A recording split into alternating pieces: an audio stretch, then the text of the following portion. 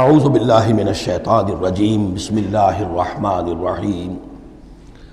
انما قولنا لشیء اذا اردناہ ان نقول له کن فیکون والذین ہاجروا فی اللہ من بعد ما ظلموا۔ اب ذہن میں رکھیے یہ صورتیں جیسا کہ میں نے عرض کیا تھا، حضور کا جو قیام مکہ کا دور ہے وحی کے آغاز کے بعد سے اس کا جو آخری زمانہ ہے، آخری 4 سال کی یہ صورتیں ہیں،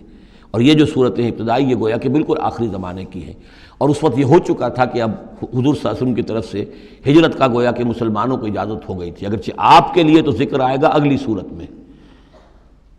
اس کا ہجرت کا، لیکن یہاں پر ہجرت کا عام تذکرہ ہو رہا ہے۔ والذین ہاجروا فی اللہ، اور جن لوگوں نے اللہ کے لیے ہجرت کی،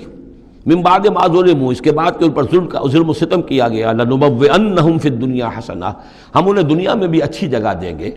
ولاجر الآخرۃ اکبر، اور آخرت کا اجر جو ان کا ہے وہ تو بہت بڑا ہے، لو کانوا یعلمون، کاش کہ ان کو معلوم ہوتا، انہیں اندازہ ہوتا۔ الذین صبروا علی ربہم یتوکلون، یہ وہ لوگ ہیں جنہوں نے صبر کیا اور اپنے رب پر توکل کرنے والے ہیں، بھروسہ سارا اور اعتماد کل کا کل اپنے رب پر۔ وما ارسلنا من قبلک الا رجالا نوحی الیہم، اور ہم نے نہیں بھیجا آپ سے پہلے اے محمد صلی اللہ علیہ وسلم مگر انسانوں ہی کو بھیجا، مردوں کو بھیجا جن کی طرف ہم وحی کیا کرتے تھے،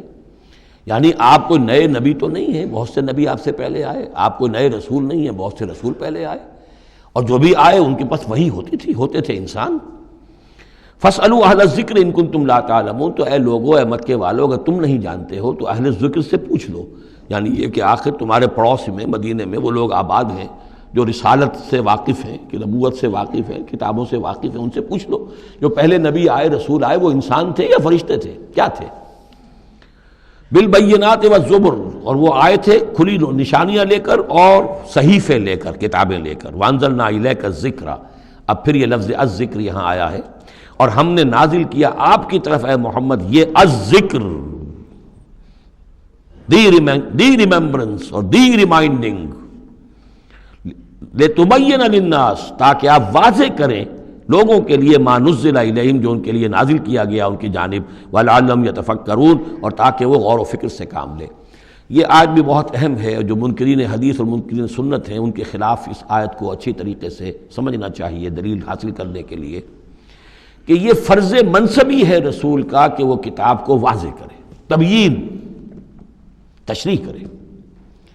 اب وہ تو منکرین سنت جو ہے وہ تو انہیں حق بھی دینے کو تیار نہیں، وہ کہتے ہیں بس کتاب ہے، اللہ کی کتاب ہے، اللہ کے رسول نے ہمیں دے دی، اب ہم جانیں اور کتاب جانیں۔ ہاں اپنے زمانے کے لیے ٹھیک ہے، انہوں نے کچھ سمجھا دیا، لیکن یہاں قرآن کہہ رہا نہیں، آپ کا فرض منصبی ہے اس کتاب کے اسرار و رموز کو سمجھانا، اس میں کوئی چیز اگر مجمل ہے اس کی تفصیل بیان کرنا، کوئی چیز اگر جو ہے مبہم ہے تو اس کی تبیین کرنا، اس کی وضاحت کرنا، یہ آپ کا فرض منصبی ہے۔ وَأَنزَلْنَا إِلَيْكَ الذِّكْرَ لِتُبَيِّنَ لِلنَّاسِ مَا نُزِّلَ إِلَيْهِمْ، جو چیز نازل کی گئی ان کی جانب اس کی آپ تبیین کریں، اس کی وضاحت کریں، لعلہم یتفکرون، تاکہ وہ غور کریں۔ افامن الذین مکروا السیئات ان یخسف اللہ بہم الارض، تو کیا بالکل نچنت ہو گئے ہیں، اس سے بالکل بے خوف ہو چکے ہیں یہ لوگ کہ جو ان بری چالوں کے اندر مگن ہیں، لگے ہوئے ہیں، اور ہمارے نبی کی دعوت کا راستہ روکنے کے لیے طرح طرح کے ہتھ کنڈے استعمال کر رہے ہیں، انہیں کوئی خوف نہیں ان یخسف اللہ بہم الارض، کہ اللہ تعالیٰ انہیں زمین میں دھسا دے، اس کا کوئی اندیشہ انہیں نہیں، اور یاتیہم العذاب من حیث لا یشعرون، انہیں کوئی اس کا خوف نہیں کہ اللہ تعالیٰ کی طرف سے کوئی عذاب ان پر آ دھمکے وہاں سے کہ جہاں سے انہیں گمان تک نہ ہو، اور یاخذہم فی تقلبہم، یا ان کی چلت پھرت کے دوران ہی اللہ تعالیٰ انہیں پکڑ لے، جبکہ یہ اینٹتے پھر رہے ہوں اور بڑے عیش کے اندر ہوں اور کوئی جشن منا رہے ہوں چلت پھرت میں، اس وقت اللہ ان کو پکڑ لے، فما ہم بمعجزین، تو اس حالت میں بھی وہ عاجز کرنے والے نہیں ہیں، اللہ کو تھکا نہیں سکیں گے، اللہ کو ہرا نہیں سکیں گے۔ اور یاخذہم علی تخوف، یا یہ ہے کہ ان کو للکار کر انہیں پکڑ لے، ایک تو ہوتا ہے کہ اچانک اللہ نے آ کے پکڑا، ایک یہ کہ للکار کر، جیسے بہادری کا تو شیوا یہ ہوتا ہے کہ کسی پر حملہ کریں تو پہلے اسے خبردار کریں، للکاریں اسے، تو اور یاخذہم علی تخوف، اللہ چاہے تو للکار کر اور آگاہ کر کے بھی انہیں پکڑ سکتا ہے۔ فإن ربکم لرؤوف الرحیم، اس لیے کہ آپ کا رب جو ہے وہ تو بہت رؤوف الرحیم ہے، یعنی ایسے ہی بے خبری میں لوگوں پر نہیں آتا، وہ تو رسول بھیجتا ہے اگلی صورت میں آئے گا وما كنا معذبین حتی نبعث رسولا،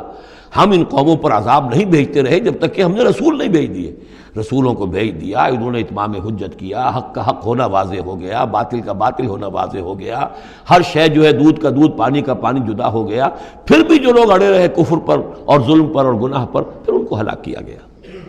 اولم یروا الی ما خلق اللہ من شیء یتفیأ ظلالہ عن الیمین والشمائل سجدا للہ وہم داخرون، کیا یہ دیکھتے نہیں ہیں ان تمام چیزوں کو جنہیں اللہ نے پیدا کیا ہے، ان کے جو سائے ہیں وہ ڈھلتے ہیں کسی کے داہنی طرف کبھی بائیں طرف، سجدا للہ، اللہ تعالیٰ کے لیے سجدہ کرتے ہوئے، وہم داخرون، اور وہ بہت عاجزی کی کیفیت میں ہوتے ہیں۔ یہ اصل میں ایک جس کو کہتے ہیں کہ پکچر ہے جو کھینچی جا رہی ہے، چشم تصور سے دیکھیے، جیسے کہ اس سے پہلے بھی آ چکا ہے کہ صبح کے وقت یعنی دوپہر کے وقت یہ جو ہر چیز کھڑی ہے، سایہ بھی اس کا سب سے چھوٹا ہے۔ اس کے بعد جو ہے وہ سورج ڈھلنا شروع ہوا، سایہ بڑھنا شروع ہوا، جیسے کہ وہ اب رکوع میں چلا گیا اور وہ سایہ اور پھر سجدے میں پڑ گیا۔ صبح کے وقت اس سے برعکس ہو رہا ہوتا ہے جبکہ سورج طلوع ہو رہا ہوتا ہے، تو گویا کہ یہ سائے جو ہیں چیزوں کے وہ اللہ تعالیٰ کے سامنے سجدے کرتے رہتے ہیں۔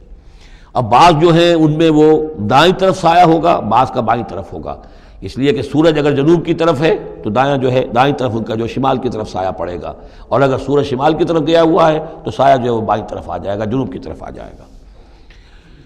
وَلِلَّهِ يَسْجُدُ مَا فِي السَّمَاوَاتِ وَمَا فِي الْأَرْضِ مِن دَابَّةٍ وَالْمَلَائِكَةُ وَهُمْ لَا يَسْتَكْبِرُونَ، اور اللہ ہی کے لیے سجدہ کرتی ہیں ہر شے، ہر وہ مخلوق جو آسمانوں میں ہے اور زمین میں ہے، چاہے وہ چوپائے ہیں اور چاہے وہ فرشتے ہیں آسمان میں، وَهُمْ لَا يَسْتَكْبِرُونَ، اور وہ ہرگز تکبر سے کام نہیں لیتے۔ يَخَافُونَ رَبَّهُم مِّن فَوْقِهِمْ، وہ تو اپنے رب سے خوف زدہ رہتے ہیں، ہر وقت لرزاں ترساں رہتے ہیں اپنے اوپر سے، وَيَفْعَلُونَ مَا يُؤْمَرُونَ، اور کرتے ہیں وہی کچھ جس کا کہ انہیں حکم ہوتا ہے۔